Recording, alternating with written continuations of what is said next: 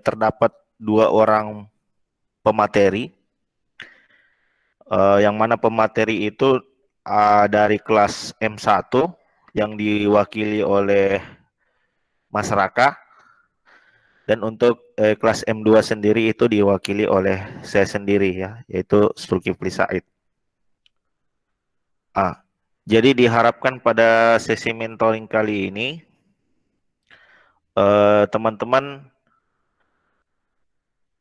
mulai untuk mempraktekkan materi-materi yang telah kita bahas di pertemuan sebelumnya ya. Jadi kita sudah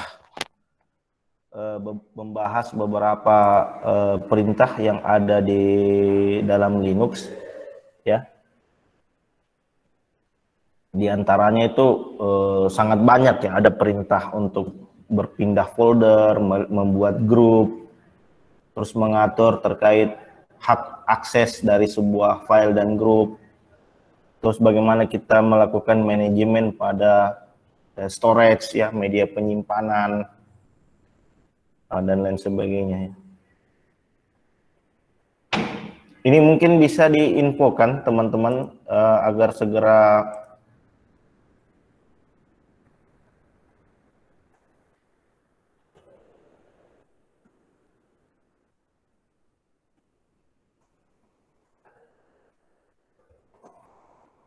jadi mungkin bisa dibantu untuk menginformasikan kepada teman-teman bahwa kelas kita saat ini sedang berjalan ya.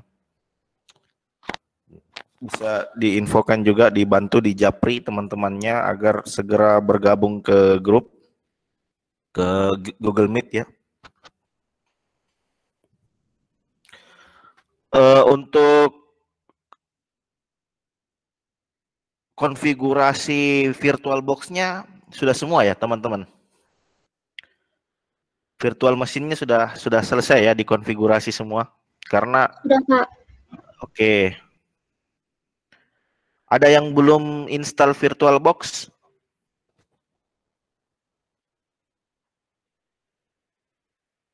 Ada yang belum konfigurasi untuk VirtualBox-nya itu sendiri? Oke teman-teman, aktifkan cam-nya dong biar saya semangat sedikit juga ya. Diaktifkan cam-nya biar saya bisa lihat ini betul Kak pesertanya hadir ya. Jadi jumlah peserta yang bergabung saat ini jumlahnya sudah 16 orang ya, 16 peserta. Sekarang sudah waktu menunjukkan jam 2:15. Di sini ya. Di sana sudah jam berapa? Jam 1 ya? 1 lewat berapa? Lewat 14 menit, Pak. 1 lewat 15 menit ya.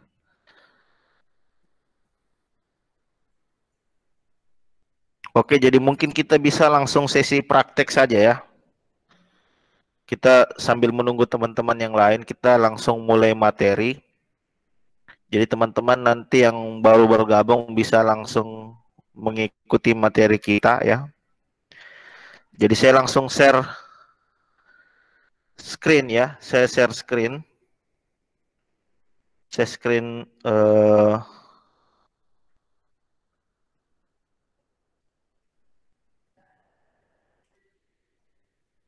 Oke, bisa dilihat ya. Screen saya ya.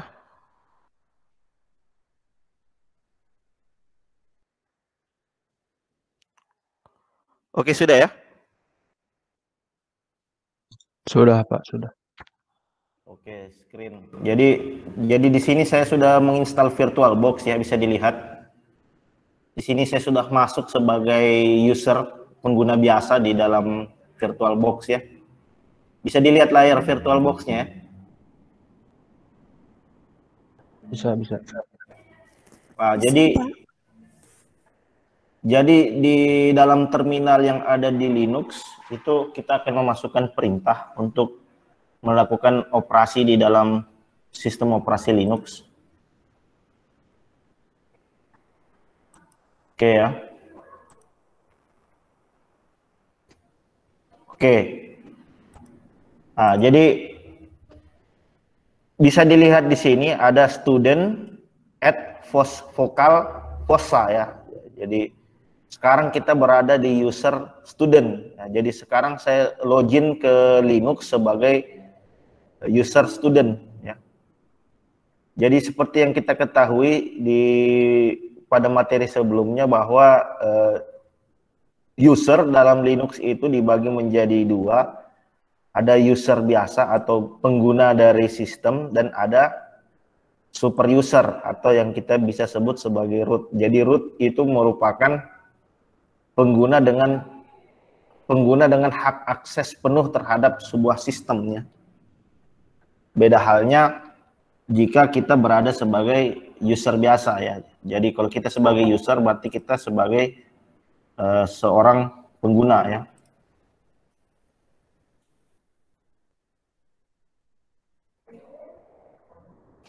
Oke. Jadi untuk memasukkan perintah kita cukup memasukkan perintah saja di dalam VirtualBox ya. Misalkan saya ketik ls ya. Nah, jadi ls ini perintah untuk melihat isi file dan folder yang ada pada directory. Nah, misalkan begini ya. Jadi saya masuk dulu sebagai super user. Jadi untuk masuk sebagai super user Anda cukup menulis sudo su.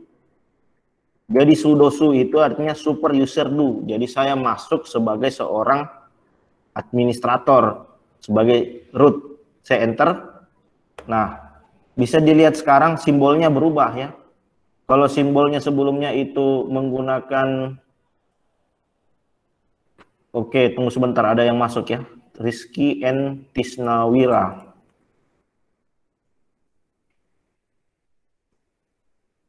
Kemudian Rudi Arianto.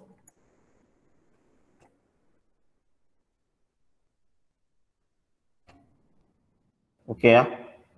Nah, jadi bisa dilihat di sini jika simbolnya $, itu berarti menandakan bahwa kita adalah user biasa. Nah, jika simbolnya itu berupa simbol crash atau simbol pagar ya, itu berarti jika simbol yang ditampilkan berupa $, itu berarti jika yang di terminal ditampilkan dengan tanda crash atau tanda pagar ya, berarti itu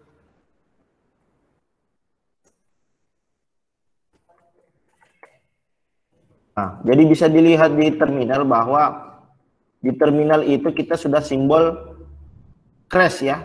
Berarti kita sekarang berada sebagai super user.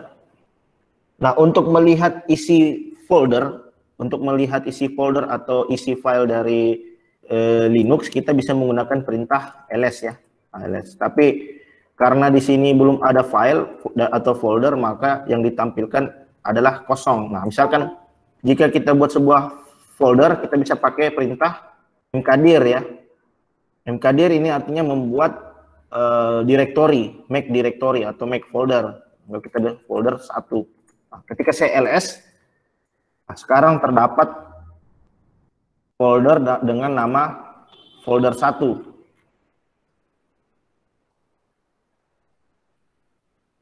Yang baru bergabung tadi siapa namanya? Yang baru bergabung?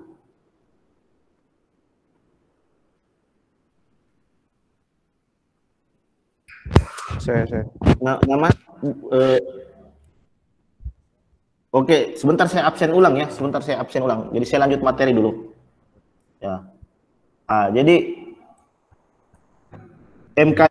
Oke, sebentar saya absen ulang ya. Jadi saya lanjut materi dulu.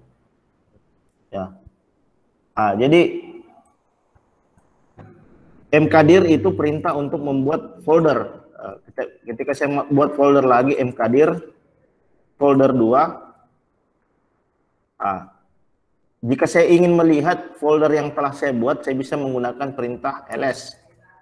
Jadi sekarang terdapat 2 folder, yaitu folder 1 dan folder 2. Misalkan saya buat lagi mkdir folder anime. Ya. Ini kan ketika saya ls, berarti sekarang saya punya 3 folder ya. folder pertama itu namanya anime, terus ada folder 1 dan ada folder 2. Jadi diurutkan berdasarkan abjad ya. Kemudian untuk menghapus folder yang telah kita buat, kita bisa menggunakan perintah rmdir atau remove directory. Nah, kalau mkdir itu artinya make directory, sedangkan rmdir itu adalah perintah untuk melakukan remove directory. Nah, misalkan saya ingin hapus ya folder tadi yang folder anime, saya bisa menggunakan perintah rmdir. Kemudian saya lanjutkan lagi dengan nama file dengan nama folder yang ingin saya hapus. Berarti saya bisa memasukkan perintah rmdir anime. Ketika saya ls, ketika saya coba melihat isi file dan foldernya, maka bisa kita lihat di situ bahwa folder anime yang telah kita buat sebelumnya sekarang sudah hilang ya, karena kita telah menghapus folder tersebut menggunakan perintah mkdir. Seperti itu ya. Nah, selain kalian bisa menggunakan perintah rmdir dan mkdir, kita juga bisa menggunakan perintah cd. cd itu artinya change directory. Jadi umumnya dengan menggunakan perintah cd, ini kita bisa, dengan perintah cd kita bisa berpindah dari satu direktori ke direktori lain. Nah, seperti itu ya. Nah, misalkan sekarang kan saya berada di folder home/student. Jadi untuk melihat sekarang saya berada di mana, saya bisa menggunakan perintah pwd. Nah, jadi maksud dari pwd itu melihat current directory atau melihat posisi saat ini, atau ya seperti itulah, melihat kita sedang di mana sekarang. Jadi kita sedang di mana sekarang, kita cukup masukkan perintah pwd. Jadi dengan memasukkan perintah pwd, kita bisa mengetahui lokasi kita saat ini ya. Yang mana kita saat ini itu berada di direktori home/student. Nah, misalkan saya ingin berpindah folder. Nah, sekarang kan saya ada di student. Kalau saya ingin berpindah ke home, saya bisa pakai perintah cd atau yang kita sebut dengan change directory ya, berpindah folder. Jadi saya cukup tulis cd.2. Nah, kalau cd kemudian diikuti .2 seperti ini, artinya saya mundur ke folder sebelumnya, yaitu di folder home. Jadi ketika saya pwd, sekarang saya berada di dalam folder home.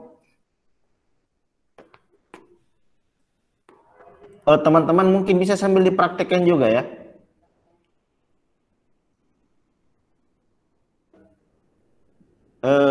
Terminal saya muncul enggak tadi?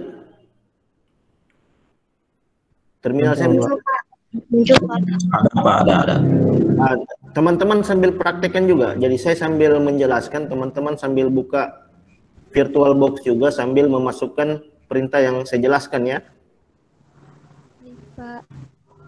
Pak.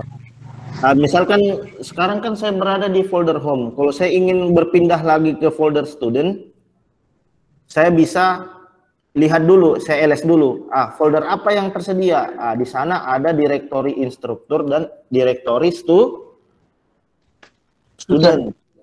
Nah, kalau saya ingin masuk ke direktori student, saya cukup cd student. Nah, sekarang saya masuk sebagai student. Di dalam direktori student, saya coba lihat folder apa saja yang ada di dalam folder student. Di folder student ada 2 folder lagi, yaitu folder 1 dan folder 2.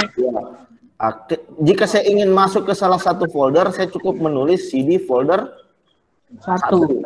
Nah, sekarang saya berada di dalam folder 1. Ketika saya ls di dalam folder 1, maka outputnya adalah kosong. Kenapa? Karena di dalam folder 1 tidak terdapat file dan folder. Nah, kalau saya ingin hapus folder 1, saya cukup pakai rmdir folder 1. Folder 1. Nah, itu perintah untuk membuat dan menghapus sebuah folder. Nah, kita bisa juga membuat file ya. Jadi perintah untuk membuat file itu kita bisa menggunakan mkdir. Untuk membuat file kita bisa menggunakan editor. Nah, editor itu kan macam-macam, bisa pakai V, bisa pakai Vim, bisa pakai Nano, bisa pakai Gedit, bisa pakai apa lagi dan lain-lainnya. Coba diingat kembali ya materi kemarin. Ya, misalkan saya ingin bikin folder ya, bikin file ya, saya ingin bikin file namanya. Jadi saya cukup menulis begini, nano. Misalkan saya pakai perintah nano ya, nano file 1.txt. Nah, jadi caranya Anda tuliskan dulu editor yang mau digunakan. Jadi dalam hal ini editor yang saya gunakan adalah Nano. Terus kemudian file yang ingin saya buat itu namanya file1.txt. Nah, ketika saya enter,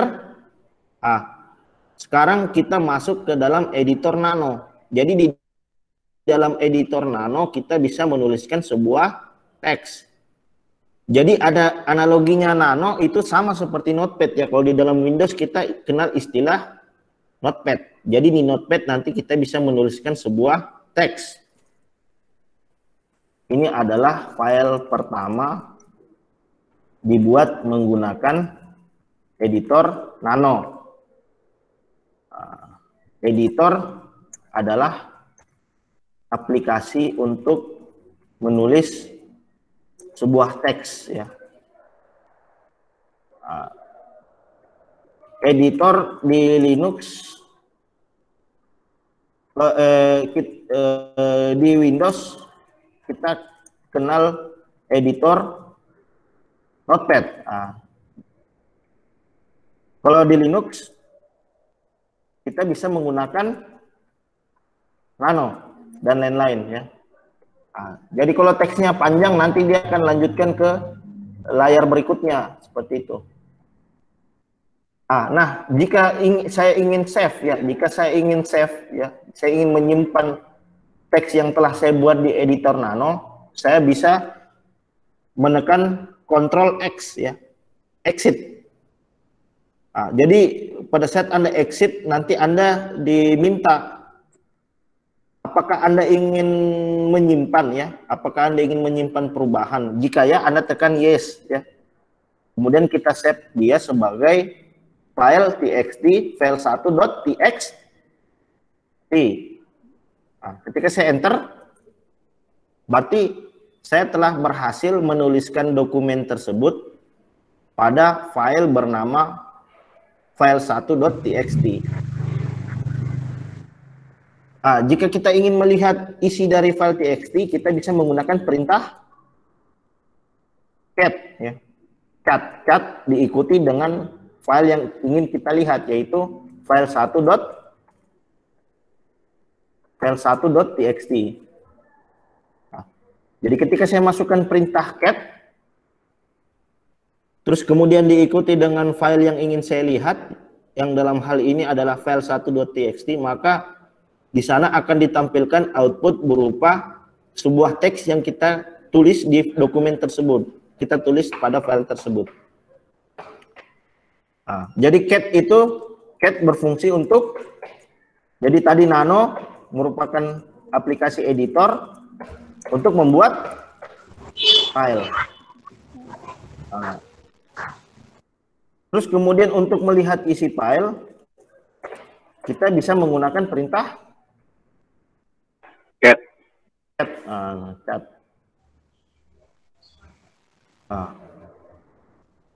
Kemudian ada perintah lagi, misalkan kita ingin membersihkan layar, kita bisa menggunakan perintah clear. Oke.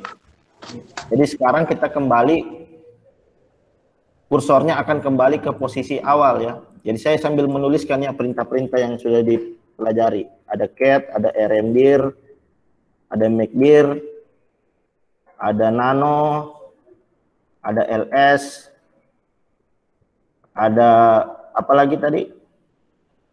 Mkadir, cd sudah, mkadir sudah, rmdir, sudah, PWD. PWD. Nah, PWD untuk mengetahui current directory atau untuk melihat Posisi. posisi. Nah, selain perintah cd, kalian bisa menggunakan jadi untuk membuat file itu sebenarnya selain kita menggunakan editor nano, kita juga bisa menggunakan editor V ya. Kita bisa pakai V. Nah, untuk keluar dari V, sekarang kan saya berada di dalam editor V ya. Untuk keluar dari V, kita bisa mengetik *2, kemudian diikuti dengan Q. Itu artinya quit atau exit. Nah, jadi ada banyak jenis editor yang bisa kita gunakan di Linux ya. Ada editor nano, ada V, ada Vim, ada gedit, dan lain-lain. Nah, kalau untuk membuat file kalau kita ingin membuat file di editor V, kita cukup menuliskan seperti ini, vim, kemudian diikuti dengan filenya, file2.txt. Nah, untuk memulai menulis, Anda bisa mengetik I ya, atau insert. Nah, jadi Anda belum bisa menulis kalau modenya belum berubah menjadi insert. Nah, setelah berubah menjadi mode insert, baru Anda bisa menulis.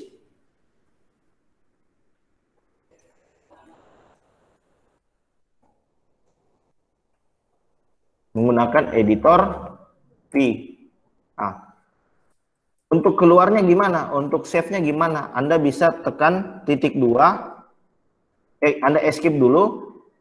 Setelah Anda escape, Anda ketik *2, kemudian WQ. Nah, *2 WQ itu artinya kita write, kita tulis, kita save tulisan tadi, kemudian kita quit. Ketika saya enter, ketika saya ls ya di layar, sekarang kita sudah punya 2 file, yaitu file 1 dan file 2. Jadi file 1 tadi kita buat menggunakan editor nano, file 2 kita menggunakan editor V ya. Untuk melihatnya sama, kita bisa menggunakan perintah cat diikuti dengan nama filenya. Gitu ya. Oke. Bisa dipahami di sini ya.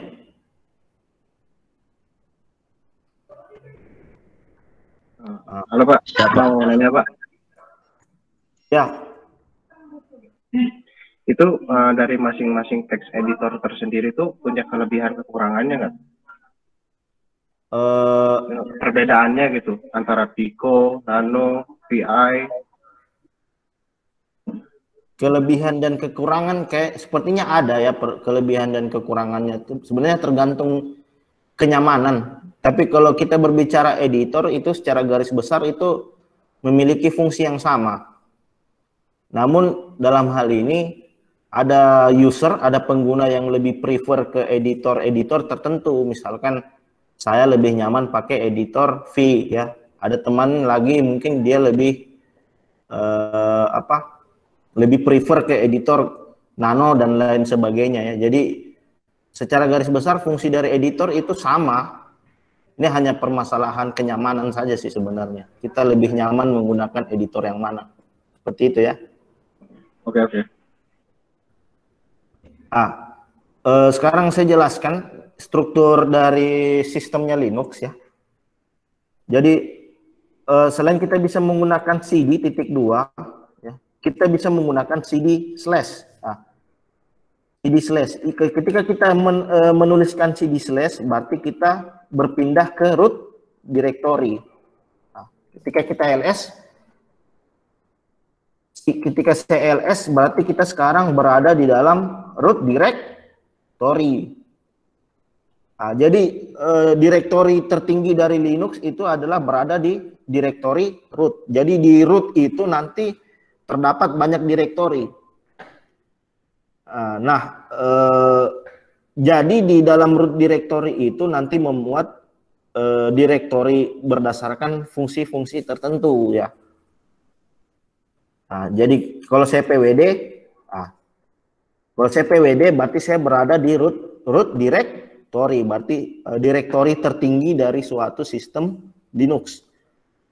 Nah, folder direktori yang lain nanti akan berada di bawah root directory, seperti itu. Nah, misalkan di situ kita bisa lihat ada bin, ada dev, ada home, ada libx32, ada media, ada opt, ada root, dan lain sebagainya. Nah, inilah direktori yang ada di bawah direktori root ya. Jadi yang ada di bawah direktori root ini nantinya kita bisa lakukan operasi, bisa kita konfigurasi. Jadi ada fungsi masing-masing ya daripada direktori yang ada. Misalkan kalau konfigurasi itu biasanya berada di folder etc ya. Ketika saya masuk ke etc, cd etc, nah sekarang saya berada di dalam direktori etc. Ketika saya ls, ini merupakan file dan direktori untuk melakukan yang disebut sebagai konfigurasi. Jadi konfigurasi di Linux itu umumnya tersimpan di dalam direktori etc. Nah, ketika saya back, saya cukup tulis cd.2. Saya ls lagi. Nah, kemudian jika saya masuk ke folder boot, saya bisa cd boot. Nah, sekarang saya berada di dalam direktori boot. Jika saya ls, nah, kita bisa melihat direktori atau folder yang berada di dalam direktori boot ya. Di situ terdapat beberapa direktori, ada evi, ada group, ada vim linux alt, ada vim linux, ada initrd.image.alt dan lain sebagainya ya. Nah, seperti itu. Nah, jadi Linux itu hierarki dari sistem Linux itu berbentuk root ya. Jadi beda halnya dengan kita pakai Windows. Windows kalau sistem kan tersimpan di C ya, semua di dalam folder C. Nah, kalau di Linux tidak seperti itu. Linux itu sistem foldernya itu berbentuk pohon. Nah, ketika cd clear ya, saya clear CLS. Nah, jadi seperti inilah sistem direktori dari Linux ya. Jadi semua direktori yang ada di Linux itu ada di bawah root ya. Ada pertanyaan mungkin sampai di sini?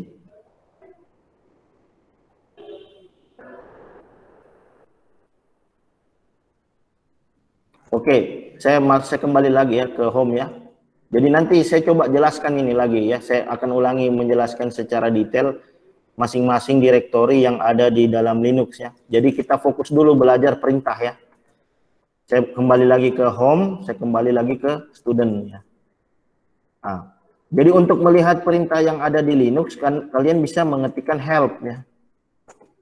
Nah, jadi dengan menuliskan help kita bisa melihat perintah-perintah yang ada di dalam Linux. Jadi di situ kita bisa melihat sangat banyak perintah ya yang ada di dalam Linux. Ada help, ada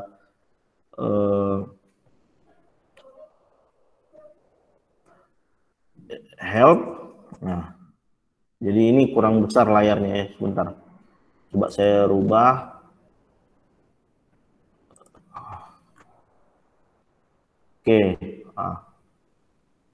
Ada times ya. Kalau saya tulis times, nah, berarti saya melihat penggunaan dari berapa lama waktu penggunaan dari sistem operasi yang saya gunakan. Kita bisa melihat, jadi misalkan kita ada perintah ya, times ya. Kita ingin melihat manual dari perintah times. Kalian bisa menulis help git diikuti dengan times. Nah, jadi help times itu memperlihatkan menampilkan proses dari waktu ya. Jadi waktu eksekusi lah seperti begitu. Nah, jadi print the accumulate user and system time for the cell and all of its child process ya. Jadi mengakumulasi sistem waktu dan sistem yang digunakan oleh Linux seperti itu ya. Nah, clear. Sebentar.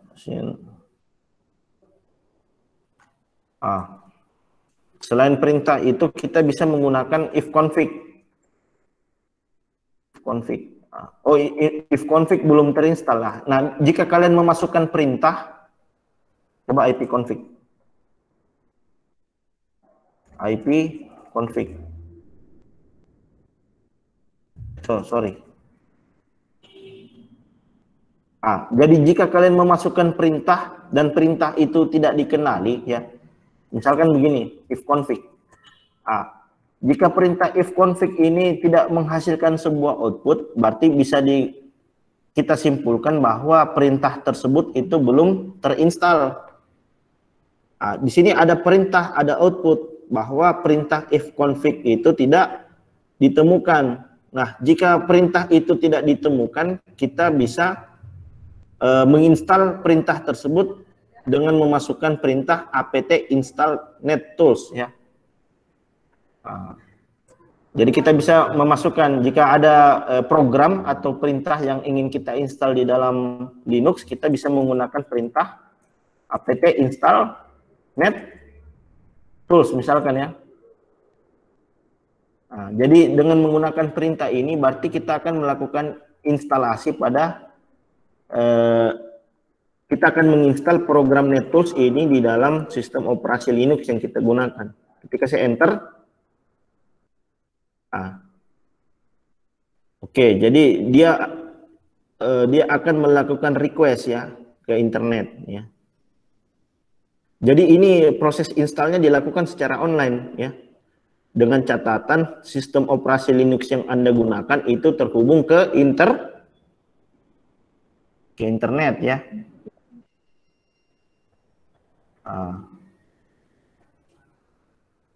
apt install nettools. Jadi saya menginstal sebuah program bernama nettools. Jadi dengan menggunakan nettools, ketika if config, sekarang perintahnya sudah bisa digunakan ya.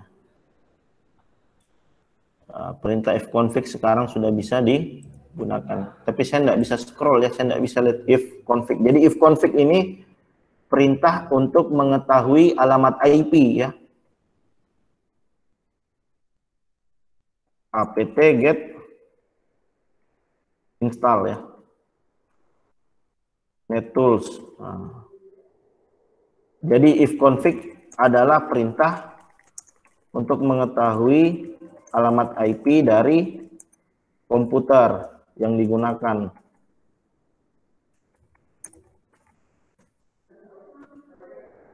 Device yang digunakan ya.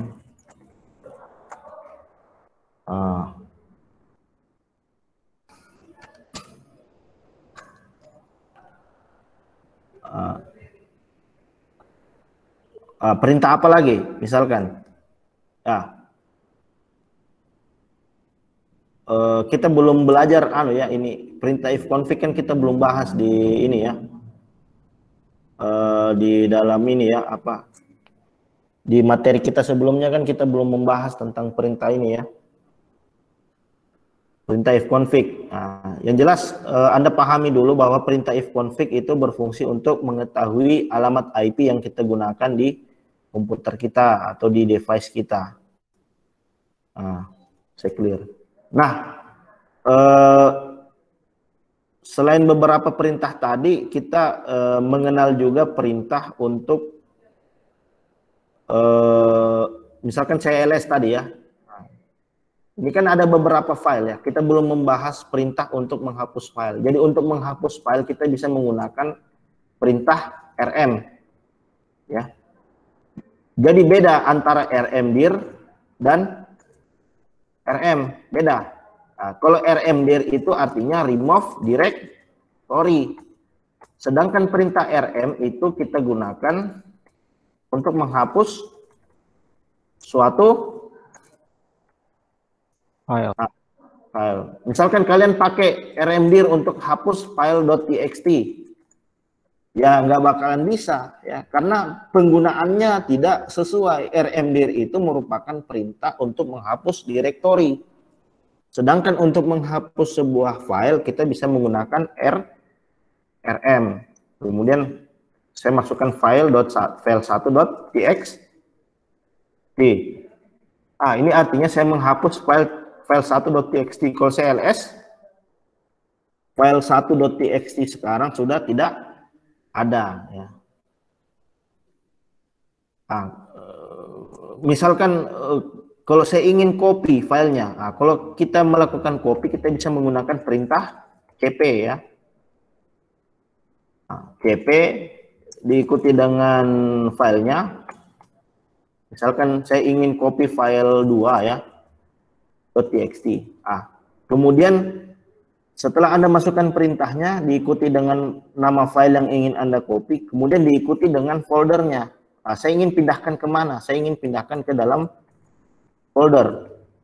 Jadi saya pindahkan, saya copy file 2 ini ke folder, ke dalam folder ya, folder 2. Ketika saya enter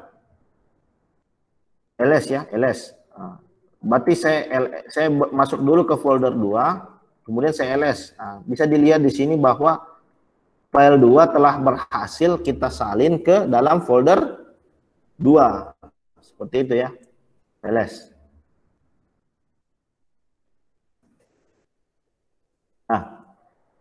Sekarang pertanyaan, kira-kira kalau saya hapus ya, kalau saya hapus folder 2, apakah file yang ada di dalam folder 2 juga akan terhapus atau bagaimana? Terhapus. Ya. Kenapa bisa tidak?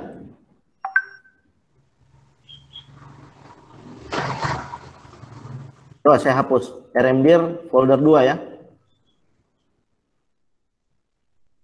Folder 2.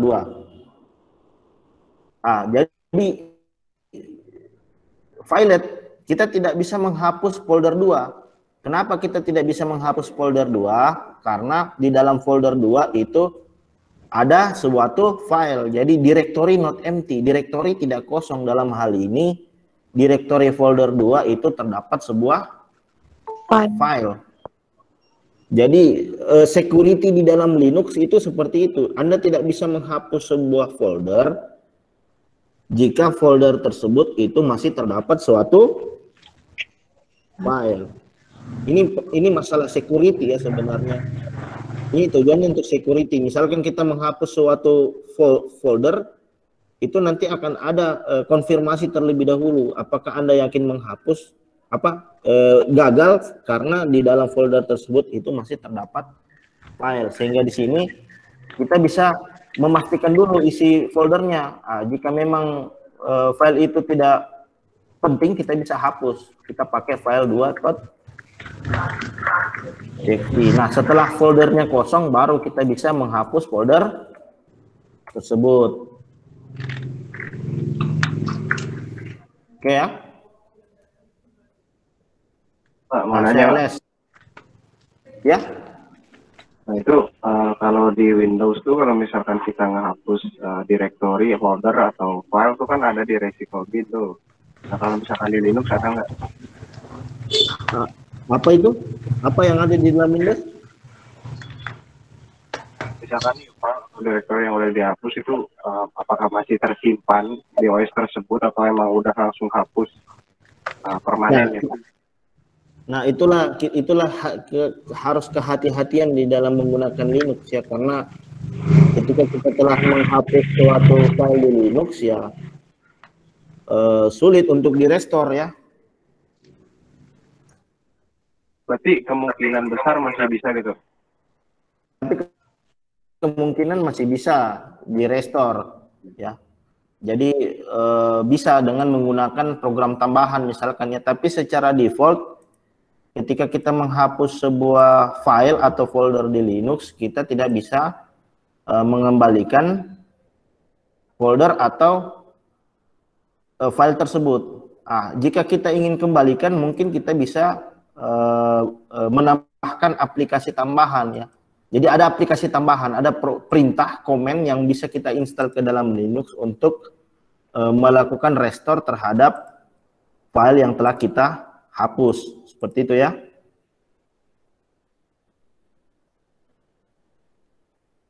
Oke, bisa dipahami ya? Bisa. Tapi kalau request sekalian didemoin bisa nggak Pak? Iya bisa saya demokan, tapi mungkin nanti ya kita bahas dulu secara step by step ya. Siap. Nah, oke ya. Jadi itulah makanya kita dalam menggunakan Linux itu kita harus teliti ya. Kita harus hati-hati. Karena secara default ketika kita menghapus sebuah directory atau folder di Linux, secara default kita tidak bisa merestore. Tapi menggunakan perintah tambahan atau aplikasi tambahan, kita bisa melakukan restore terhadap file tersebut. Ya. Seperti itu. Jadi memang di dalam mengelola suatu server, ya, di dalam menggunakan Linux itu memang dibutuhkan ketelitian. Atau mungkin kita bisa menggunakan perintah chmod seperti yang telah kita pelajari sebelumnya ya. Jadi dengan menggunakan perintah chmod kita bisa mengatur suatu file itu tidak dapat dihapus ya. Dengan memberikan hak akses tertentu. Misalkan di sini ya file 2 ya. Jadi ls-l misalkan saya pakai ls. Jadi perintah itu di dalam Linux ada juga parameternya. Misalkan ls ya. ls. Jadi perintah itu bisa diikuti parameter. Misalkan dalam hal ini saya menggunakan perintah min-l. Jadi dengan menggunakan perintah min-l ya. Jadi dengan menggunakan perintah min-l kita bisa melihat secara lebih detail dari suatu file tertentu. Oh sebentar, ada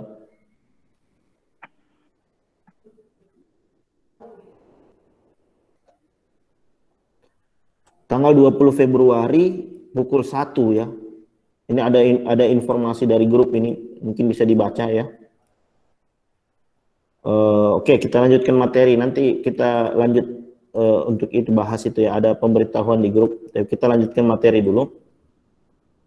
Nah, jadi perintah di Linux itu kita bisa ikuti dengan sebuah parameter tertentu. Misalkan ls ya, ls kan untuk melihat file. Tapi dengan perintah ls ini kita bisa menambahkan parameter. Kita bisa menggunakan min-l. Jadi dengan menggunakan min-l itu kita bisa mengetahui permission file dari file tersebut, kemudian kita bisa mengetahui kapan file tersebut dibuat ya, kapan file tersebut dibuat. Jadi dalam hal ini file tersebut itu dibuat 19 Februari ya. Kemudian permission filenya sendiri itu min rw, min r, min r, min. Jadi rw, r ya. Jadi kalau di awalnya itu ditandai dengan garis datar, berarti file tersebut merupakan sebuah file. Tapi kalau diawali dengan tanda D, berarti itu merupakan suatu directory. Akan saya buat ya sampel. Ketika saya ls min-l ya, bisa dilihat di situ bahwa untuk folder itu notasi awalnya dimulai dengan tanda D ya, D, RWX, RX, RX. Sedangkan untuk file itu notasi awalnya dimulai dengan tanda garis seperti ini ya, RW min R min R. Nah, seperti itu.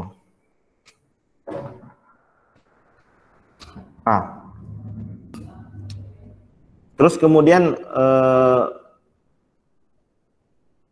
untuk mengetahui parameter apa saja dalam suatu perintah, kita bisa menggunakan perintah man. Ya. Perintah man. Sebentar, saya sambil tulis ya. Man, ada perintah apa lagi tadi? Help, ada perintah ls min l ya, ls min l. Jadi perintah itu bisa diikuti dengan parameter. Jadi untuk mengetahui parameternya kita bisa menggunakan perintah man. Jadi man itu artinya manual. Jadi kita bisa melihat petunjuk dari suatu perintah. Nah, misalkan saya melihat perintah man ls. Jadi saya ingin melihat perintah manual atau atau petunjuk dari penggunaan perintah ls seperti itu ya. Jadi ketika saya man ls, nah kita bisa dilihat di situ bahwa ls itu merupakan perintah list directory content. Nah, perintah ls ini terdapat beberapa parameter, ada min a atau all, ada min a besar, ada author, ada min b, ada min c, ada min f, dan lain sebagainya. Nah, inilah parameter-parameter yang bisa kita gunakan. Ya. Nah, jadi kita bisa menggunakan parameter-parameter ini. Jadi dengan cara menambahkan, perintah diikuti dengan parameter yang kita inginkan. Misalkan di situ tadi ada perintah min a ya, ls min a. Nah, berarti perintah ls min a ini menampilkan semua file dan folder termasuk file atau directory yang di hidden. Nah, di situ ada tanda titik ya. Itu tanda titik menandakan bahwa file atau directory tersebut adalah hidden. Nah, jika kita ingin melihat file atau directory yang hidden, kita bisa menggunakan ls min a. Jadi dengan menggunakan perintah ls min a ini, itu menampilkan juga termasuk dengan file yang di hidden atau disembunyikan. Nah, bisa kita lihat di sini ada beberapa file yang di hidden ya, di dalam directory student. Ada bus history, ada bus logout, ada bus rc, ada profile, dan lain sebagainya ya. Nah, seperti itu. Jadi suatu perintah itu bisa diikuti dengan parameter atau bisa diikuti dengan yang kita sebut dengan option. Jadi misalkan kalau ls, perintah ls kita bisa ikuti dengan parameter. Parameternya bisa menggunakan min l atau bisa menggunakan min a atau dan sebagainya. Nah, cara mengetahuinya kita bisa menggunakan perintah man diikuti dengan perintah yang kita akan gunakan. Misalkan ls ya. Man ls. Seperti begitu ya. Nah, kalau parameternya di combine bisa nggak, Pak? Gimana, Mas? Kalau parameternya itu di combine, misalkan min a, l. Nah, coba kita clear dulu ya. ls min l, min al. Nah, bisa. Jadi di combine ya, digabungkan, optionnya itu digabungkan. Min a diikuti dengan l ya. Jadi al kita list semua file diikuti dengan parameter min l, yaitu detail ya. Jadi kalau kita hanya menggunakan ls min a, kan outputnya seperti ini. Jadi dia tidak menampilkan secara detail. Jadi jika kita ingin menampilkan secara detail beserta dengan file yang hidden, kita bisa menambahkan min al. Seperti itu. Bisa dikombinasi ya. Oke. Jadi perintah atau parameter bisa kita kombinasikan ya. Parameter bisa dikombinasikan. Oke. Kemudian ls. Jadi kan tadi kita sudah membahas mengcopy ya. Kalau mengcopy kan kita cukup begini ya. CP diikuti dengan nama file yang ingin kita copy, kemudian diikuti dengan nama folder. Maka file 2.txt sekarang sudah tersalin di dalam folder sampel. Seperti itu ya. Misalkan kita ingin meng-cut ya. Meng-cut. Dalam hal ini kita cut file 2.txt tadi ke dalam file sampel. Ini kan kita copy. Kalau kita copy kan berarti kita gandakan. Ya, kita gandakan file 2, kemudian kita salin file 2 tersebut ke dalam folder sampel. Nah, bagaimana kalau saya ingin meng-cut ya folder tersebut? Kita bisa menggunakan perintah. Saya masuk dulu ke sampel ya, kemudian saya hapus rm file 2 txt ya. ls. Berarti kan sekarang kosong ya, di dalam folder sampel kan sekarang kosong. Sekarang saya ingin cut ya, saya cut file 2.txt ini ke dalam folder sampel. Kita bisa menggunakan perintah. Bisa menggunakan perintah mv. MV itu artinya move. MV ya. MV itu artinya move. Jadi kita move file 2.txt, kemudian kita pindahkan file 2.txt tersebut ke dalam folder sampel. Ketika saya ls,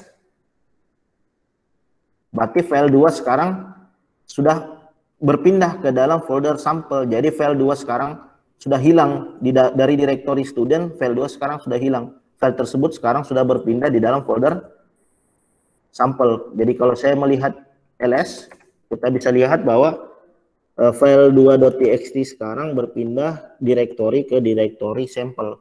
Seperti itu ya.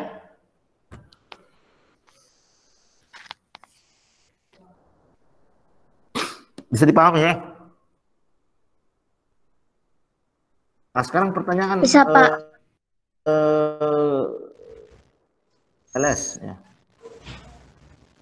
Kalau filenya double gimana? Misalkan di sini saya buat file lagi nano L2. Paste. Saya save ya. Ctrl X, kemudian saya yes. Save. Sekarang saya punya file 2.txt. Bagaimana saya ingin menyalin file 2.txt ini ke dalam folder sampel. Sementara file 2.txt ini kan nama filenya sudah ada di dalam folder sampel. Apa yang terjadi jika saya salin file 2.txt ini ke dalam sampel? Bisa ya? Ketika saya sampel, ls. Ada satu. Cut file 2. Ditimpa. Berarti dia menimpa ya. Jadi dia menimpa file yang ada pada di dalam folder sampel sebelumnya. Saya cd ls ya.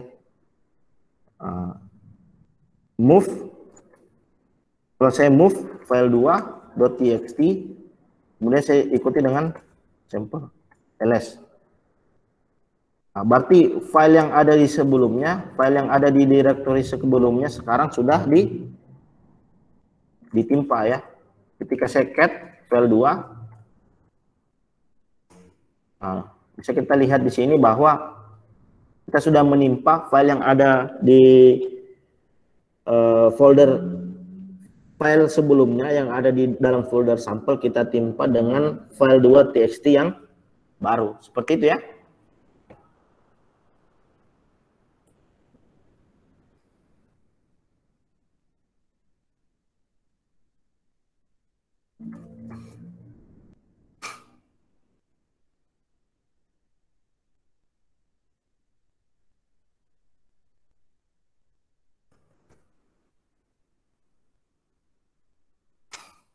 Oke. Kemudian ada perintah apa lagi? Clear. Clear ya. Kemudian ada perintah yang namanya history. Enter. Jadi dengan menggunakan history kita bisa melihat perintah-perintah yang sudah kita input di dalam terminal.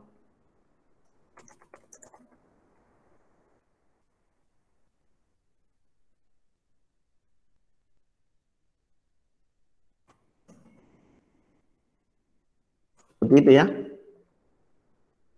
Nah, bisa dilihat di situ ada 136 perintah ya. Ada 136 perintah yang kita masukkan ke dalam history. Namun dalam hal ini ada beberapa perintah yang sama ya. Jadi kita sudah memasukkan sebanyak 136 komen ke dalam terminal. Oke ya. Mungkin ini nanti sudah dapat dipahami oleh teman-teman. Nah, teman-teman coba mempraktekkan untuk di sistem operasi yang teman-teman gunakan. Jadi di slide kemarin, di materi kemarin yang ada di Adinusa, ya, di LMS Adinusa itu sudah cukup banyak perintah yang dijelaskan. Silakan teman-teman eksperimenkan, teman-teman praktekkan. Kemudian jika ada kendala, nanti teman-teman coba tanya ke ini ya, ke grup atau ke Google Meet. Ya, siapa? Jadi untuk keluar exit kita bisa menggunakan perintah exit. Exit. Jadi kalau saya menggunakan exit berarti saya keluar dari mode user sebelumnya. Jadi kalau saya sebelumnya sebagai super user, saya cukup masukkan sudo su ya. Nah, sekarang saya berada sebagai super user. Ya, jika saya ingin keluar dari super user, saya cukup mengetikkan exit. Nah, berarti sekarang saya sebagai user biasa. Seperti itu ya. Oke, silakan teman-teman dipraktekkan di LMS ya. Di sana terdapat banyak perintah. Di sana terdapat banyak perintah yang teman-teman dapat gunakan. Silakan teman-teman bereksperimen untuk perintah yang ada di LMS ya, LMS Adinusa. Kemudian silakan teman-teman konsultasikan jika ada perintah yang teman-teman tidak pahami. Oke. Agar belajarnya Anda semakin paham, silakan Anda praktekkan perintah-perintah yang ada di dalam LMS ya.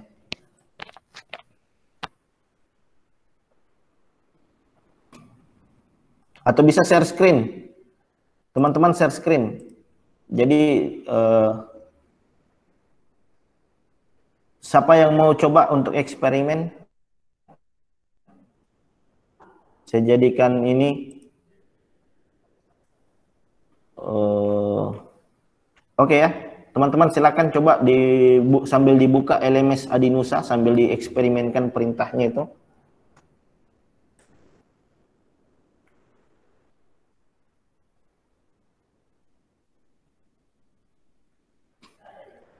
Perintah apa saja itu yang kemarin kita sudah bahas? Perintah apa saja? Coba sebutkan perintah apa lagi? Kita bisa menggunakan perintah chmod ya.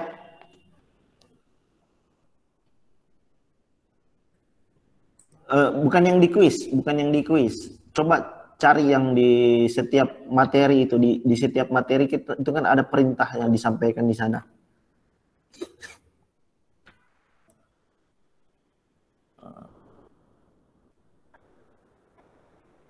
Oke. Coba perintah chmod ya. Chmod. Coba kita bahas perintah chmod ya. Bisa dilihat screen-nya ya. Student. Saya Ctrl K dulu. Student adinusa.id.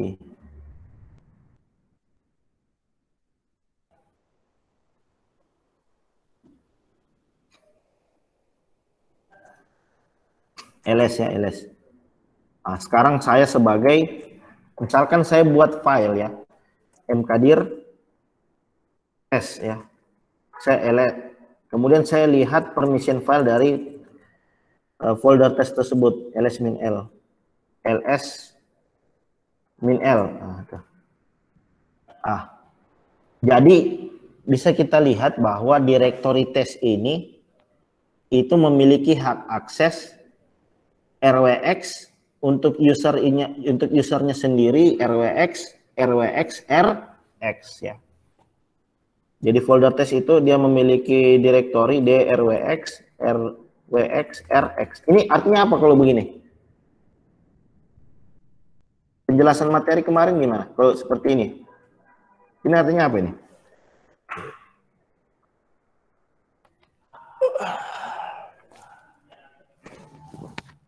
Hah? Berarti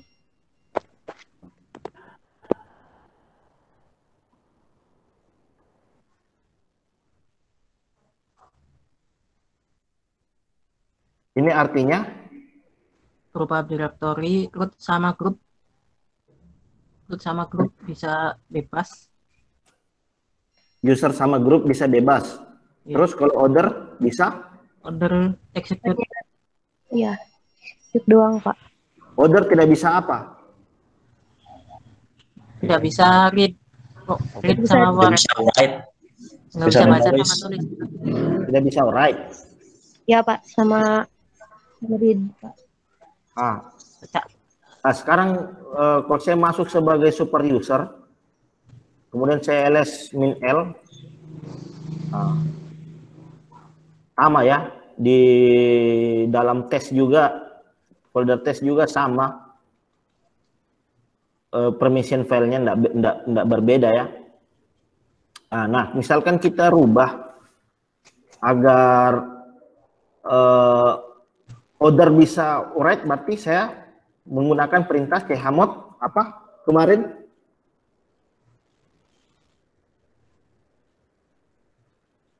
Chmod U plus 655, 665. Yang menggunakan simbolik dulu, yang menggunakan perintah. Kan bisa seperti ini ya, U plus Sudo RW. Nah, kalau saya masuk ke chmod U plus W, itu artinya untuk, maaf, O ya, bukan U, O. Chmod untuk order, saya beri hak akses untuk write ya. Ketika saya enter, sebentar, ada kesalahan ya, chmod help.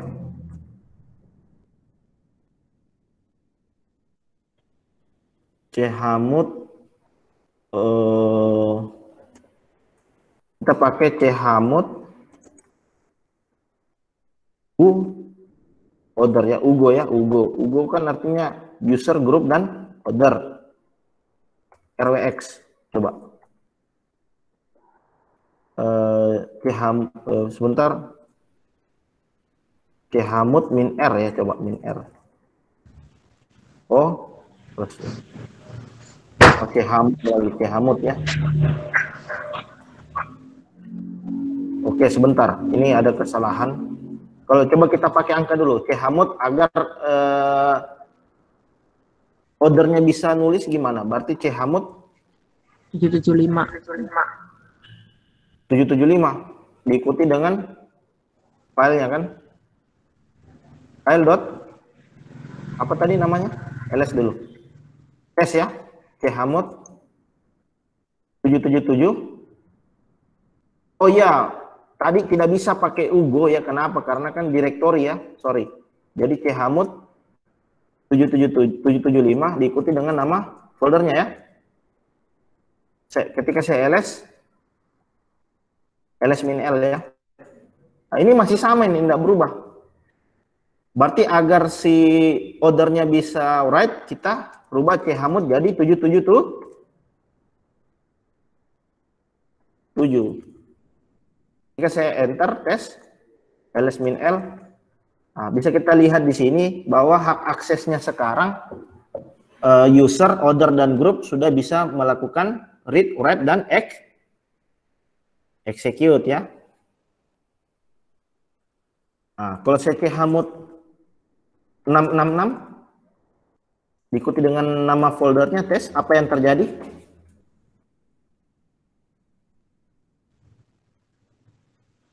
Bisa execute. Nggak bisa Cuma baca bisa sama read sama write. Nggak bisa execute. nggak bisa execute. Siapa yang tidak bisa execute? Semua ya? Semuanya, Ya, Pak. semua. User dan order dan group itu tidak bisa execute. Execute. Karena kita beri chmod 666. Oke, ketika enter ls min l. Oke, betul ya. Misalkan hanya user yang bisa read, write, dan execute, yang lain tidak bisa. Jadi kita menggunakan perintah chmod 700. 200. chmod 700 diikuti dengan tes. Ketika saya ls min l, oke. Nah, sekarang kita tes, buktikan kita sebagai user ls min l ya. Tes. Saya masuk ke dalam tes. Bisa ya? Karena yang buat folder tes ini adalah user ya, sehingga dia bisa sudo su ya. ls min l.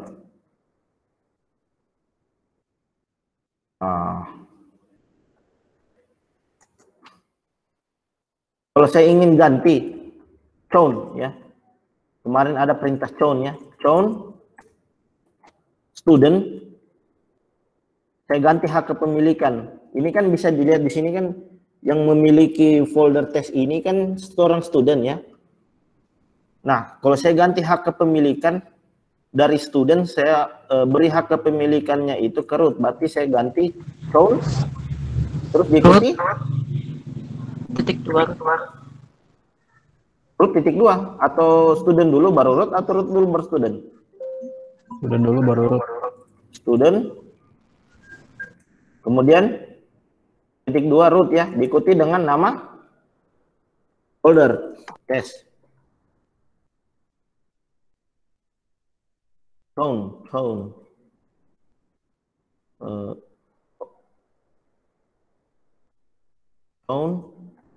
min r ya.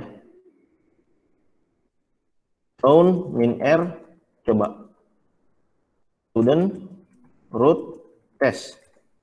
Oke, ada parameter tambahannya min r. Jadi perintah yang benar adalah chown diikuti dengan chown min r ya. Min r diikuti dengan student, diikuti dengan root, kemudian diikuti dengan nama folder ya. Berarti kalau kita ls ya, kalau kita ls kembali ls min l,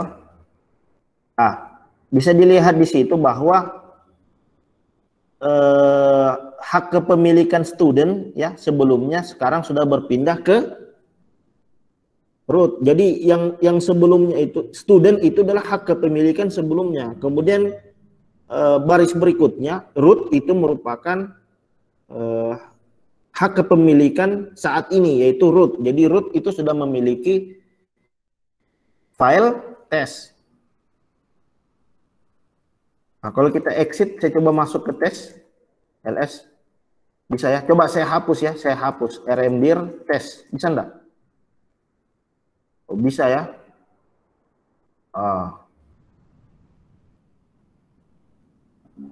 Ya karena ini masih RWX ya. Jadi agar dia tidak bisa dihapus, kita harus rubah permission filenya. ls, jadi begini, sudo su ya, ls ya, mkdir folder, mkdir saya alihkan student Jadi kita lihat dulu ls-l. Kita lihat hak kepemilikan folder sampel tadi adalah root. Jadi jika saya alihkan hak kepemilikan folder sampel ini ke root, berarti saya bisa pakai perintah chown ya. Chown hak kepemilikan sebelumnya yaitu root diikuti dengan yang akan kita berikan dalam hal ini student, diikuti dengan nama folder yang akan kita arahkan, yaitu dalam hal ini folder.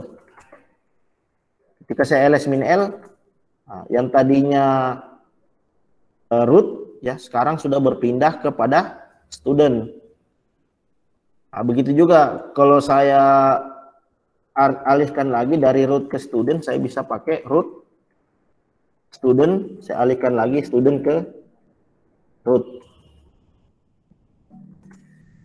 Jika saya ls-l, nah hak kepemilikan folder tadi dari student sekarang sudah berpindah ke root. Kalau saya ingin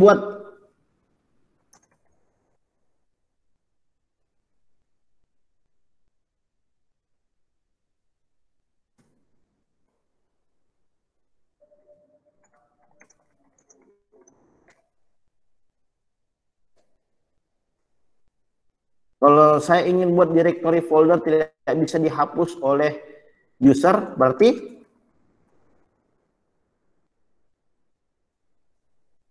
harus bagaimana? Ini folder tadi agar tidak bisa dihapus, berarti saya kasih permission apa? Agar foldernya tidak bisa dihapus. Gimana?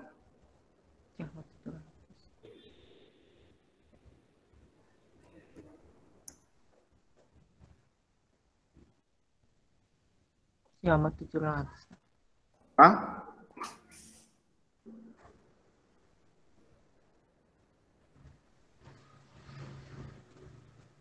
Gimana agar filenya itu tidak bisa dihapus, gimana?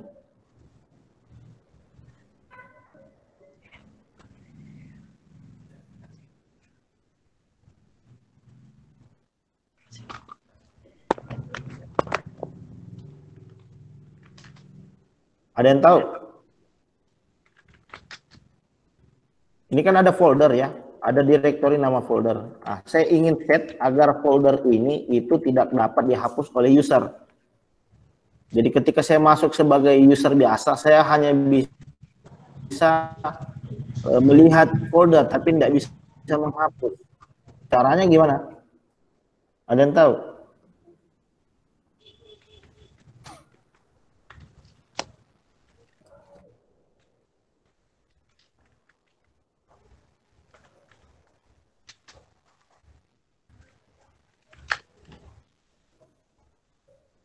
Ada yang tahu?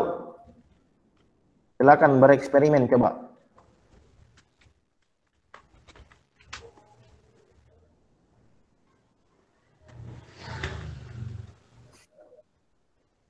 Nah, jadi kalian sebenarnya bisa sambil browsing-browsing ya.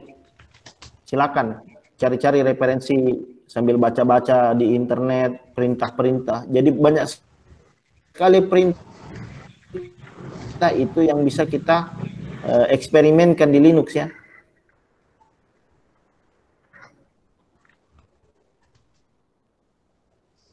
Jadi kalian bisa googling sambil eksperimen. Jika ada kendala yang ditemukan oleh teman-teman, silakan teman-teman bertanya ke grup ya, atau pada saat kita materi.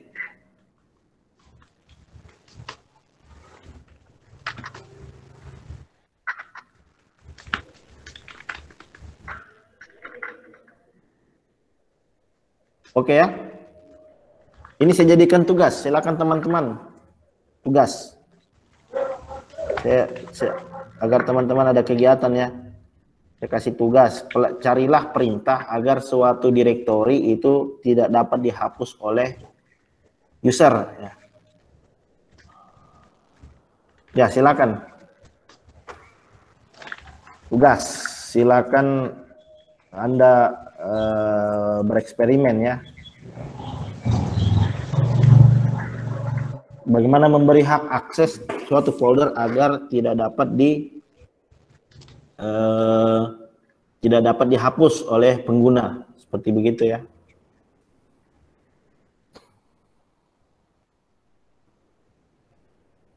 Di sini sudah jam 3 ya. Teman-teman di sana sudah jam berapa? Setengah 3 kurang, Pak. Kurang 4 menit, Pak. Jadi untuk sesi mentoring ini kita diberi waktu 2 jam ya. Iya, Pak. Ini waktunya sudah lewat atau masih? Masih ada, Pak? Sisa berapa menit lagi? Setengah jam lagi kayaknya, Pak. Kurang lebih setengah jam, Ya. Pak. Iya. Masih Kurang setengah lebih setengah jam, Pak. Oke, jadi karena di sini saya sudah asar, silakan teman-teman ngoprek ya. Iya, Pak. Silakan teman-teman eksperimen dulu, dibaca perintahnya, kemudian coba Anda teman-teman praktekkan di virtual box masing-masing. Jika ada kendala, silakan Anda teman-teman tanyakan di grup ya.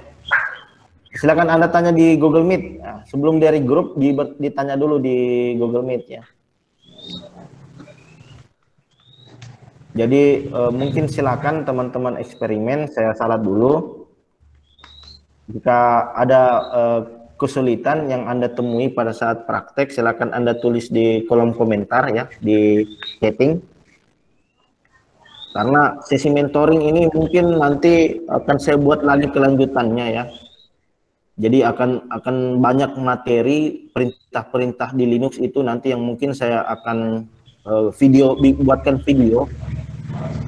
Jadi perintah chmod, kemudian nanti saya buatkan video di YouTube, nanti saya kirim linknya kepada teman-teman untuk teman-teman bisa pelajari ulang seperti itu. Termasuk rekaman ini juga nanti saya upload ulang ya.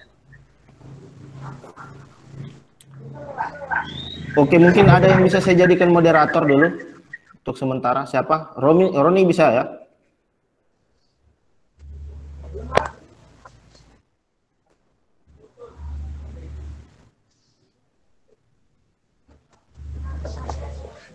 Oke, saya jadikan operator Roni ya.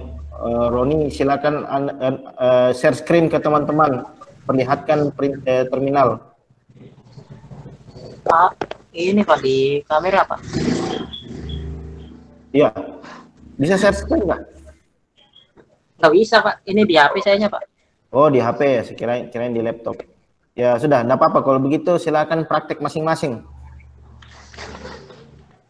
Silakan praktek masing-masing. Jika ada perintah yang teman-teman tidak pahami, silakan tulis di chat. Insya Allah nanti saya kumpul, saya rangkum, kemudian nanti saya buatkan tutorial ya, di luar daripada sesi mentoring ini. Oke?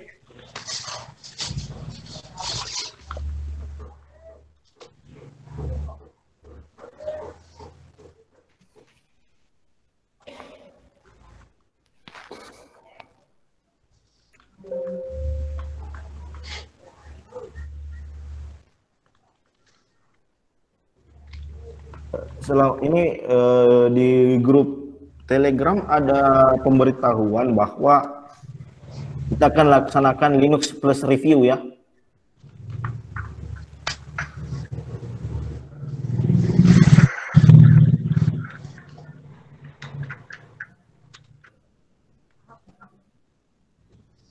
Sudah dibaca, teman-teman? Sudah baca informasi di grup Telegram? Udah, Pak. Nah, itu jadi nanti besok ya, tanggal 20 itu akan ada sesi Linux Plus Review ya, Linux Plus Review. Jadi Ya, Pak.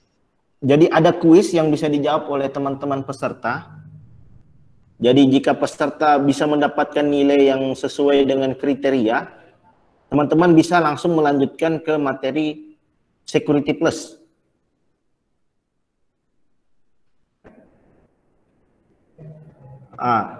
Jadi nanti soalnya ada 50 soal yang menjadi soal yang teman-teman harus jawab.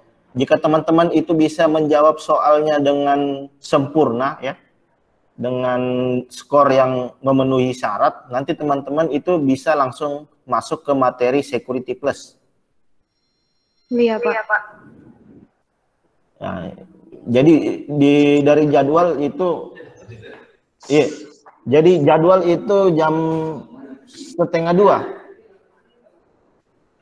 Jadi 1:30 sampai jam 5 sore ya. Jadi ini diwajibkan untuk semua peserta.